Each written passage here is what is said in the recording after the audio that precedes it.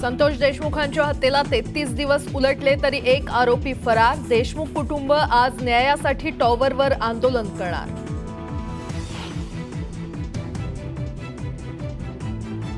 संतोष देशमुखांच्या न्यायासाठी लढा सुरूच। मनोज जरांगे पाटील आज मसाजोग गावात जाणार।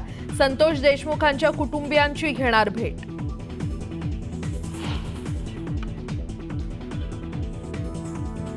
शरद पवारांनी दगाफटक्याचं राजकारण केलं आणि धोका देणाऱ्या उद्धव ठाकरेंना जनतेनं जागा दाखवली। अमित शहांचा विरोधकांवर घणाघात।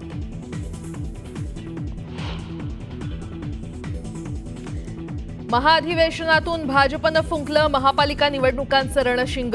येत्या 3 ते 4 महिन्यात निवडणुका, फडणवीसांचं वक्तव्य। तर स्थानिक स्वराज्य संस्थांच्या निवडणुकीत भाजप मोठा विजय मिळवणार, शहांना विश्वास।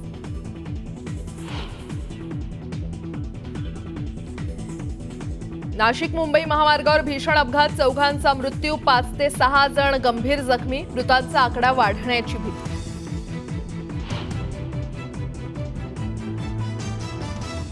पिंपरीच्या भोसरी MIDC मध्ये रबर कंपनीला भीषण आग, आगीत कुठलीही जीवितहानी नाही।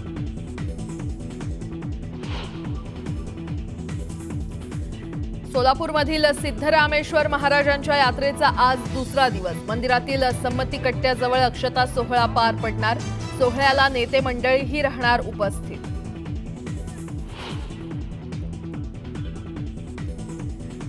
महाकुंभामध्ये पौष पौर्णिमेनिमित्त आज पहिलं शाही स्नान। पुढील 45 दिवस प्रयागराजमध्ये भक्तांचा महासागर।